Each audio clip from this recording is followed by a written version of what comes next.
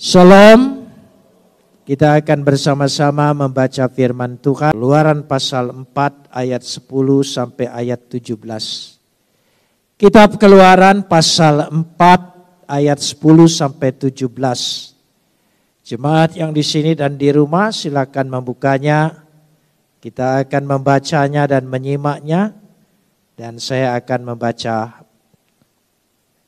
ayat 10.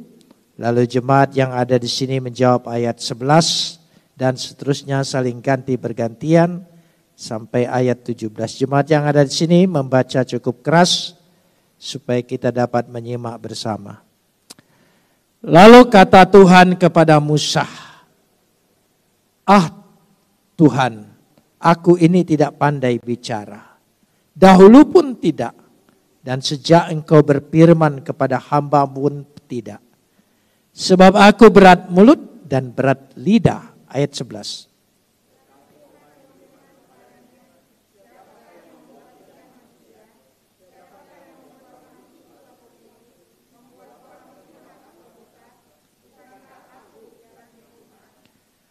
Oleh sebab itu, pergilah, aku akan menyertai lidahmu dan mengajar engkau apa yang harus kau katakan.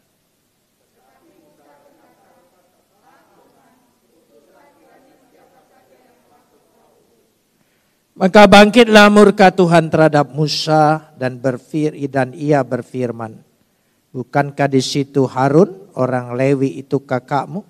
Aku tahu bahwa ia pandai bicara. Lagi pula ia telah berangkat menjumpai engkau, dan apabila ia melihat engkau, ia akan bersukacita dalam hatinya."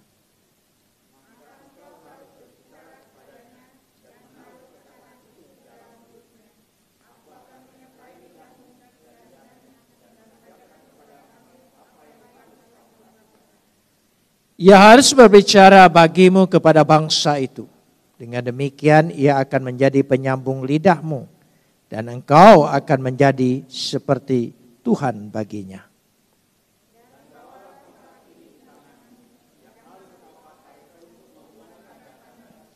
Segala kemuliaan ya Adonai Tuhanku, kemuliaan bagimu. Pagi ini saya ingin mengajak untuk mengeksposisi panggilan Tuhan terhadap Musa.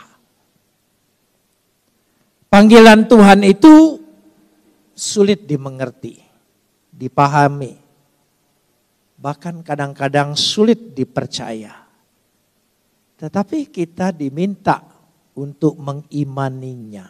Kisah panggilan Tuhan terhadap Musa, kalau saya melihat seolah-olah Tuhan memerlukan sebuah drama besar dalam kehidupan manusia untuk menyatakan maksudnya. Kenapa demikian? Karena saya melihat Musa dilahirkan dalam situasi bangsa Israel sedang mengalami perbudakan, penindasan, bahkan pembinasaan. Tercatat dalam kitab Keluaran pasal 1, dengan kejam orang Mesir memaksa orang Israel bekerja. Bahkan ada perintah yang sangat luar biasa. Lemparkanlah segala anak laki-laki yang lahir bagi orang Ibrani ke dalam sungai Nil. Saudara, kalau saya perhatikan begini, kita pikir sejenak, apa Tuhan tidak sanggup melahirkan seorang yang akan dipakai oleh Dia, tidak melewati proses-proses itu. Lahir saja di istana raja, ya, dengan segala kelancaran, wibawa, dan dengan mudah akan ditaati dan dipercaya orang. Tapi tidak demikian.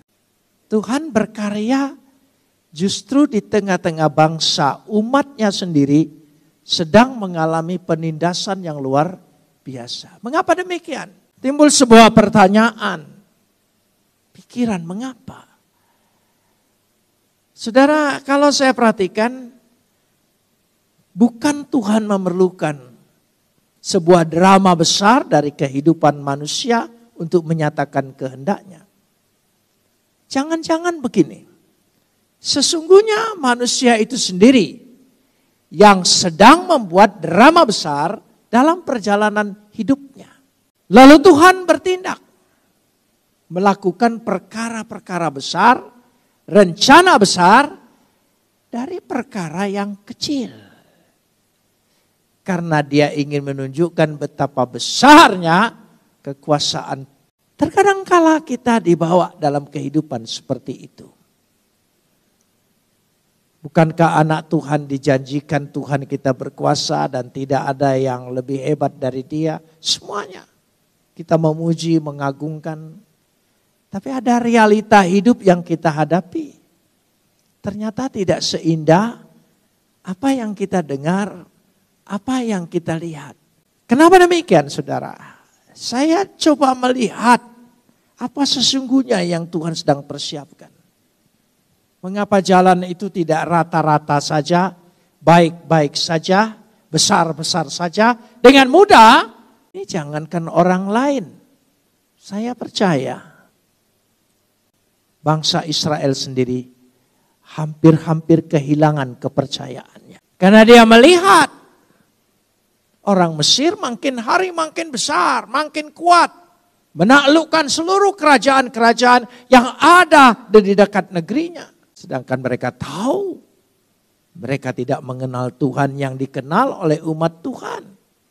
Tapi mengapa umat Tuhan mengalami penderitaan yang begitu menderita di luar kemampuan mereka? Mereka hanya bisa bertahan hidup. Dan dimulailah dengan Musa.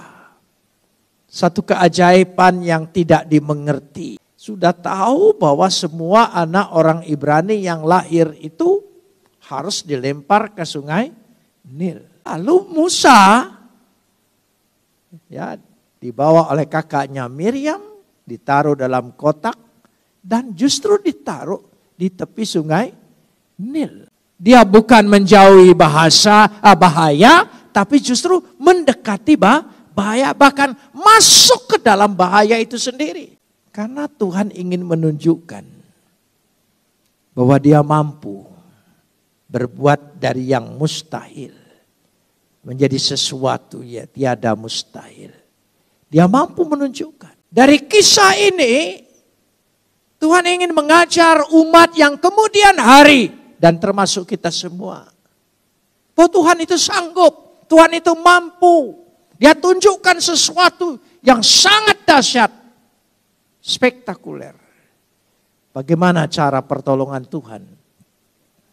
Justru di tengah-tengah bahaya itu muncul pertolongan Tuhan, rencana Tuhan yang sangat. Sehingga Musa harus dikasihi, disayangi, diangkat menjadi pangeran dari Raja Fir'aun. Lewat itu. Sudah. Setelah saya baca ini, sejenak saya stop dulu. Saya berpikir, wah ini jalannya rata. Bagus. Tapi ternyata Tuhan ingin menunjukkan lagi. Yang sungguh-sungguh seringkali tidak bisa dimengerti oleh kita. Kenapa yang sudah mulus itu tidak jalan begitu saja? Dia izinkan Musa punya masalah. Karena membunuh orang Mesir. Maupun dengan bangsanya sendiri yang tidak percaya dengan dia. Lalu tentu saja Musa setelah mengalami peristiwa itu. Ya, saya akan masuk sekarang. Kita mulai dari pelarian Musa ke Midian. Merupakan sebuah upaya dari Musa. Usaha untuk menjauhi hukuman, ancaman dari Fir'aun. Sekaligus dia mengasingkan diri dari jemaatnya, umatnya yang menolak dia. Karena itu dia pergi ke pelarian ini, boleh dikatakan inilah ketakutan Musa terhadap dirinya sendiri. Sebab ditulis di situ, sebab ia menganggap dirinya telah celaka. pada Keluaran 2 ayat 14. Musa menjadi takut sebab pikirnya tentulah perkara ini telah ketahuan. Saya melihat di sini mendahulukan prasangka celaka, nasib buruk dalam perhitungan-perhitungan manusia. Dia mendahulukan. Memang betul kalau berhitung menurut pikiran manusia, rencana manusia, yang harus dipikirkan adalah kerugiannya lebih. Bahaya-bahayanya lebih dahulu. Itu betul. Tapi dia lupa bahwa ini melaksanakan rencana Tuhan. Kalau rencana Tuhan bukan memperhitungkan kerugian dulu, bahayanya dulu, tetapi percaya bahwa Tuhan sanggup, Tuhan mampu. Amin. Itu maksudnya. Itu bedanya. Kalau kita berpikir menurut pikiran kita sebagai manusia, memang pikiran yang paling rasional adalah memikirkan kerugian-kerugiannya lebih dulu. Celaka-celaka, bahaya-bahayanya lebih dulu. Bahkan Musa tidak berpikir seperti ini. Saya coba berpikir sebaliknya ketika membaca ini. Kenapa dia tidak berani menghadapi kenyataan yang belum? Dia masih menghantui dia. Dia kembali saja ke istana. Dia beralasan dengan bermacam-macam. Tentu kan dia lihat betapa sayangnya putri Fir'aun. Betapa sayangnya Fir'aun kepada dia. Tentu lebih mempercayai perkataan Musa dari perkataan orang lain. Tapi dia tidak demikian. Karena mendahulukan prasangka nasib buruk. Dan kita juga sama seperti itu. Itulah manusiawi. Kita juga selalu berpikir seperti itu. Sebagai anak Tuhan kita percaya, tapi kita lebih dihantui oleh perasaan-perasaan prasangka buruk dari diri kita. Dan prasangka buruk itu juga menghantui kita semua saat ini. Dari situ. Nah, karena itu dikatakan di sini Musa mencari jawaban dari kenyataan seperti ini. Ya, untuk menyelesaikan satu konflik batinnya, pergumulan antara janji Tuhan dengan kenyataan yang dia hadapi. Itulah kepergiannya atau pelarian dia ke Midian. Sampai di Midian, Musa menggembalakan domba.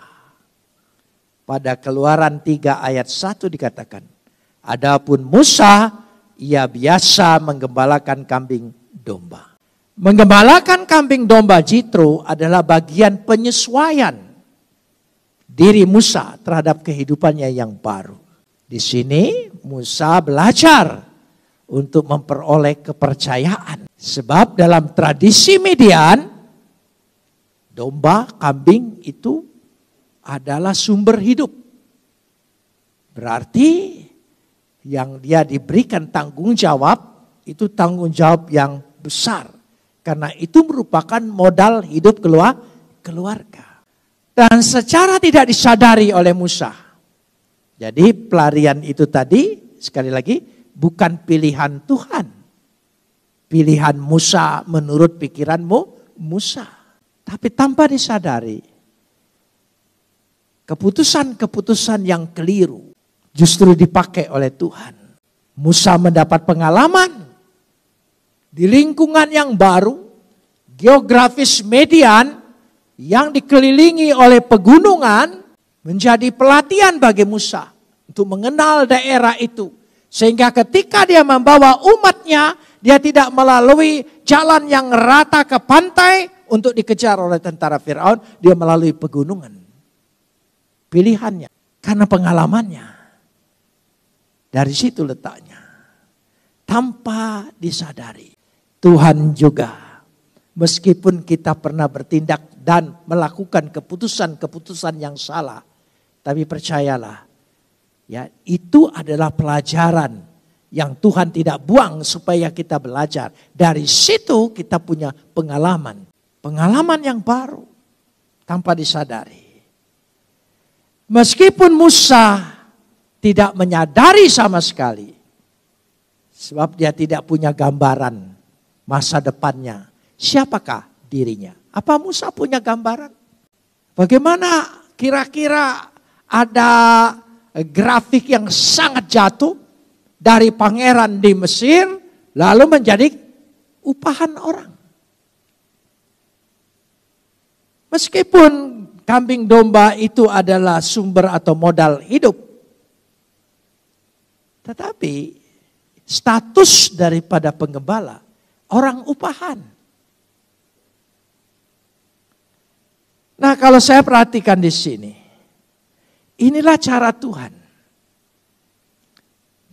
Bukan karya yang fantastik yang Tuhan tunjukkan. Contohnya begini. Kenapa tidak Tuhan datangkan saja bala tentara dari sorga turun dan membebaskan bangsa Israel? Apa Tuhan tidak mampu? Sangat mampu, tapi mengapa? Tidak. Tuhan perlu manusia. Perlu kehidupan manusia. Dan dia berkarya dalam kehidupan kita. Dalam jatuh bangunnya kita. Dalam salah benarnya kita. Dia ingin berkarya. Dia tunjukkan. Jadi sekali lagi Tuhan berkarya ingin manusia itu menjadi partnernya. Kehidupan kita lah yang menjadi partnernya. Kehidupan kita lah yang menjadi lapangan bagi dia untuk menunjukkan bahwa kita menyembah Tuhan yang hidup. Tuhan yang berkuasa. Amin. Kehidupan kita menjadi arenanya dia. Kesusahan kita, penderitaan kita, kekeliruan kita, kesalahan kita. Oh, dia berkarya di situ. Dia berkarya. Dia datang untuk orang salah, orang berdosa. Dia datang untuk orang sakit. Kan bukan begitu. Dia tidak datang untuk orang sehat. Dan dia tidak datang untuk orang yang merasa dirinya paling benar. Tidak. Karena itu karya Tuhan bukanlah karya yang sama dengan mie instan. Dia mengalami sesuatu proses. Karena Tuhan ingin melibatkan manusia. Siapa manusia itu? Musa. Tuhan perlu Musa. Dan Tuhan perlu kita semua. Dan perlu kehidupan kita. Untuk menjadi arenanya. Amin. Bukankah kehidupan kita ini penuh pergolakan romantika. Dialektika. Dari situ.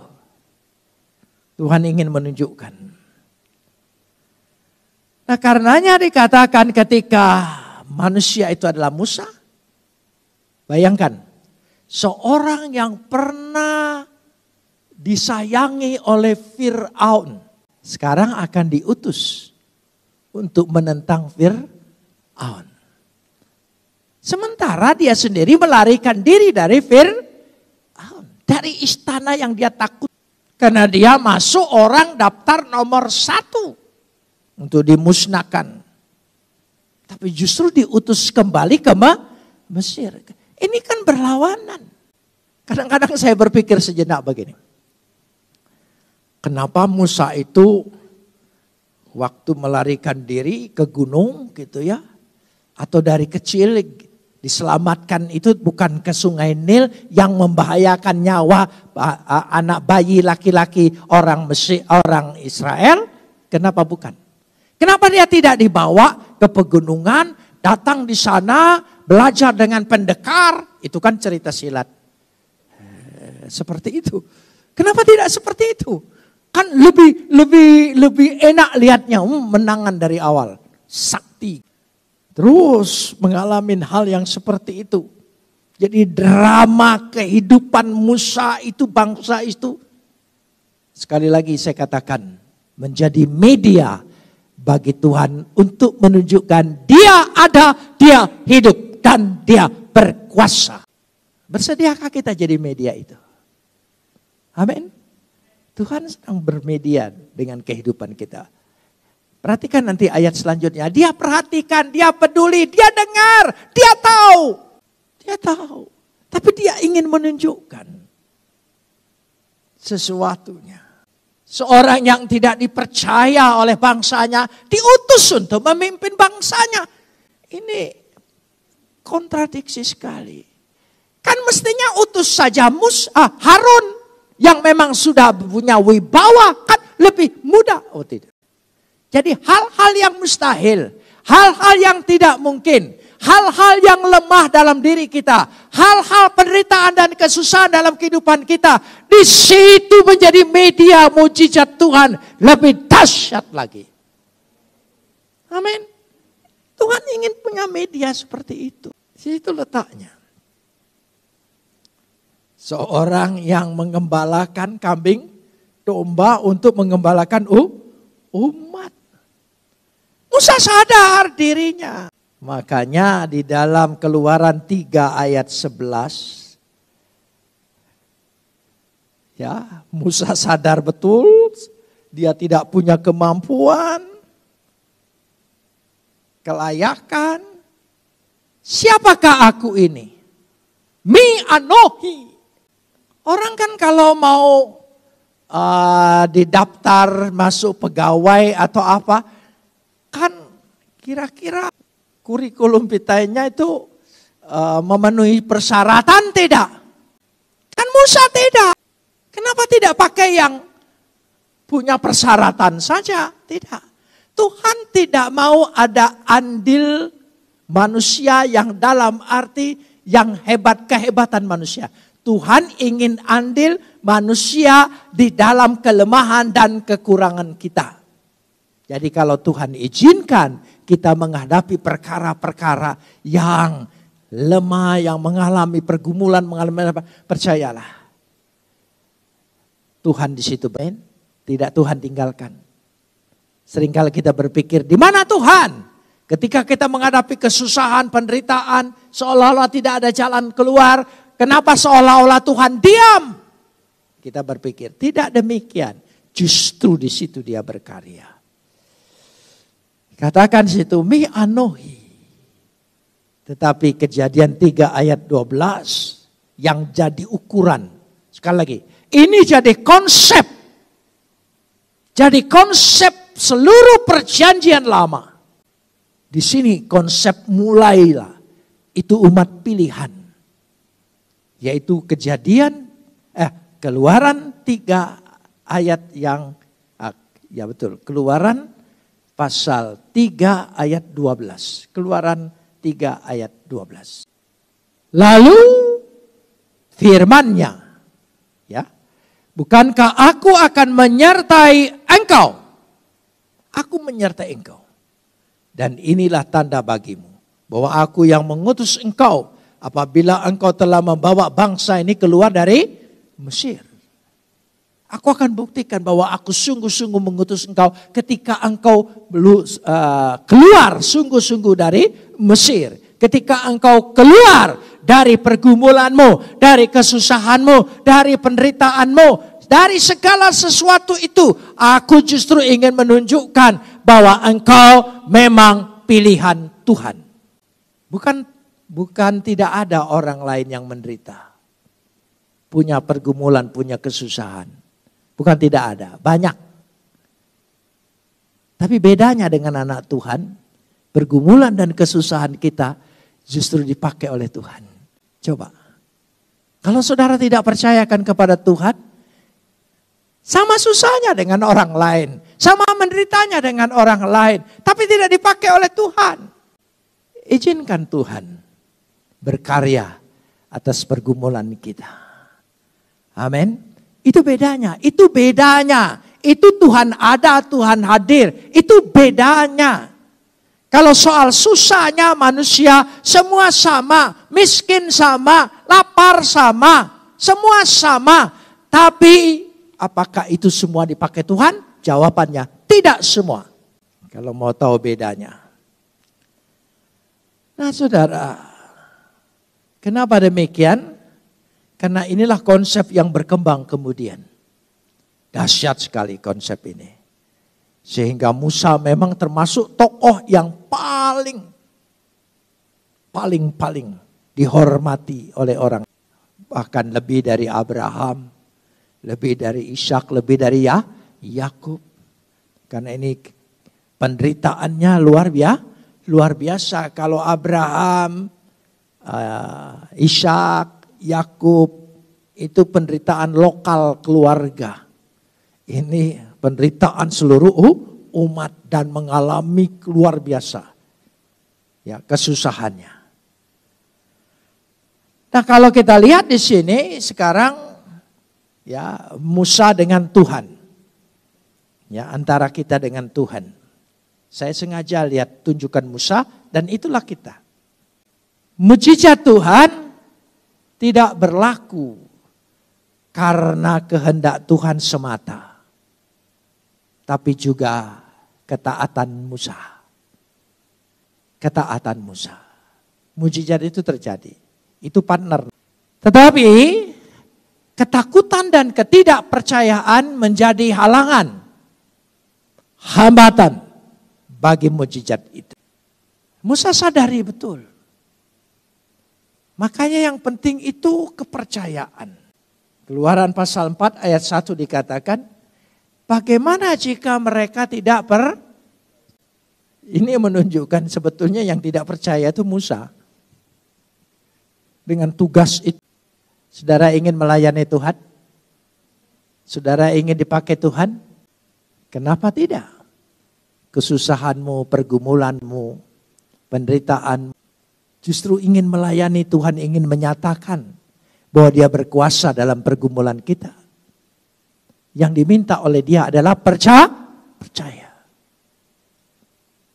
Percaya. Kalau saudara ingin melayani Tuhan, kesediaan percaya, taat.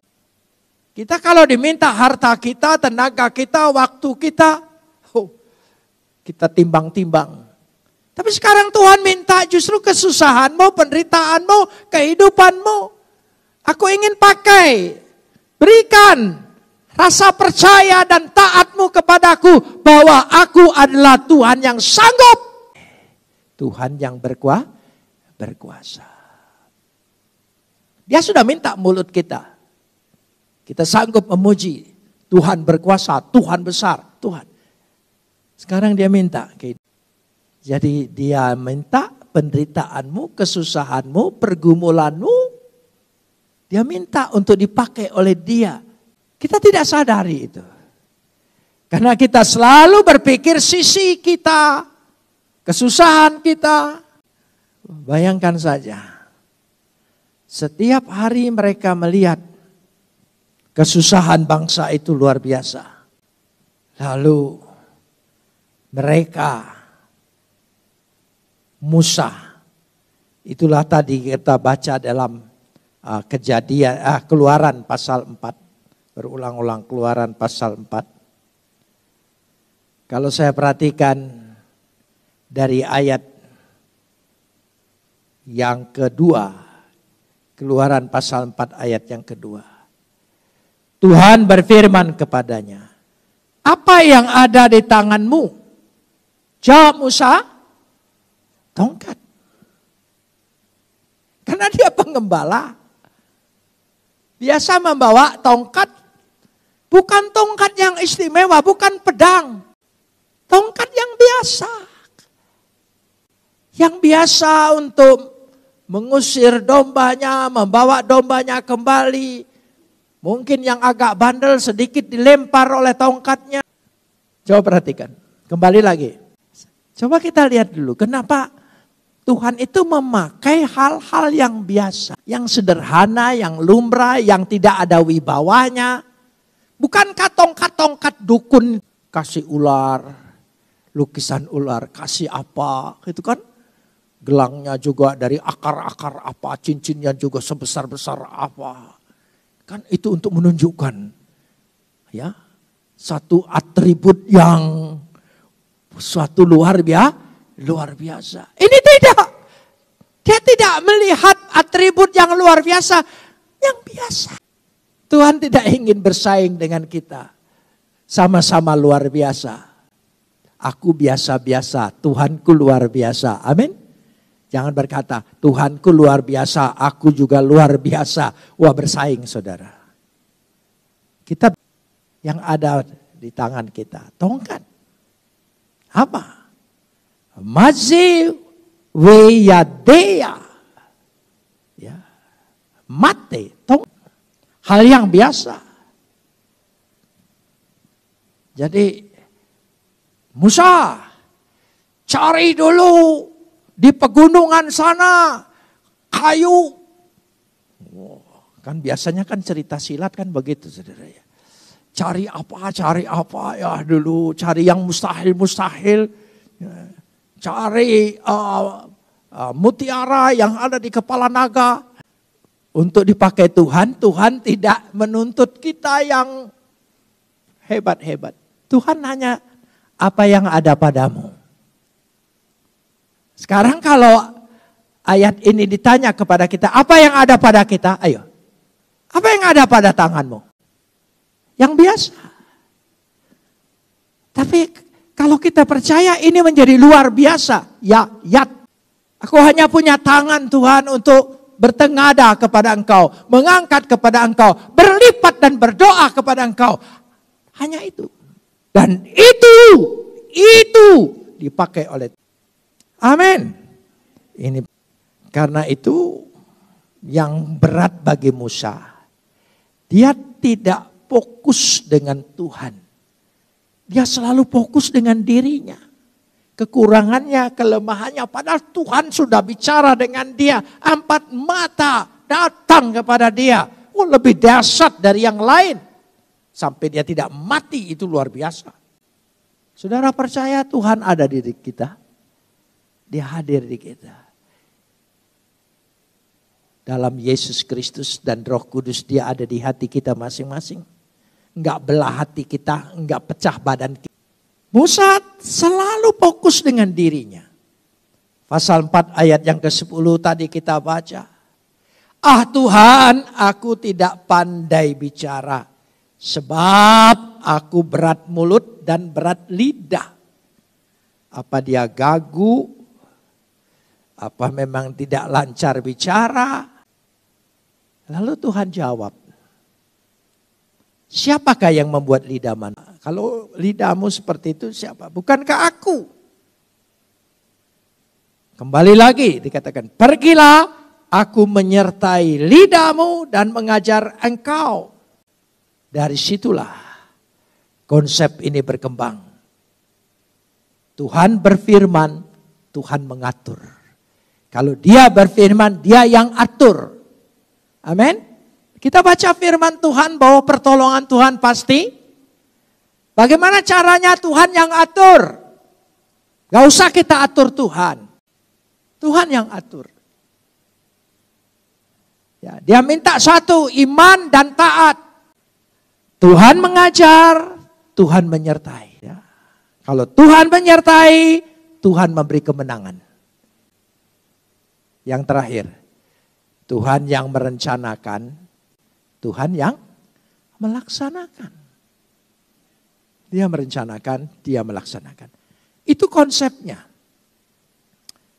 Konsep ini diikuti oleh bangsa ini sampai hari ini. Dia percaya. Jadi Tuhan yang mengatur segala sesuatunya. Karena itu saya ingin tetap tekankan pada Keluaran 4 ayat 17. Keluaran 4 ayat 17. Dan bawalah tongkat ini di tanganmu. Yang harus kau pakai. Bawalah tongkat ini di tanganmu. Saudara tidak perlu cari tongkat lagi ya. Yang harus kita pakai untuk membuat, tolong sambung. Untuk membuat apa? Untuk membuat apa? Tanda-tanda mujizat. Tidak hanya satu, tapi jamak. Tanda-tanda. We'et hamate hazetikah beyadeah asher tasei boet haotoh. Ada di tangan kita. Ya, saya tidak bicara mate tongkatnya. Tapi ada di tangan kita, yadnya. Saya lebih menekankan kepada yadnya. Di tangan kita ini bisa dipakai oleh Tuhan. Amin saudara. Ya, dia tidak memerlukan. Musa itu kan pangeran. Biasa juga sama pangeran-pangeran yang lain, biasa dipercaya oleh Firaun untuk memimpin peperangan. Menaklukkan musuh-musuhnya, bawa pedang. Pergi.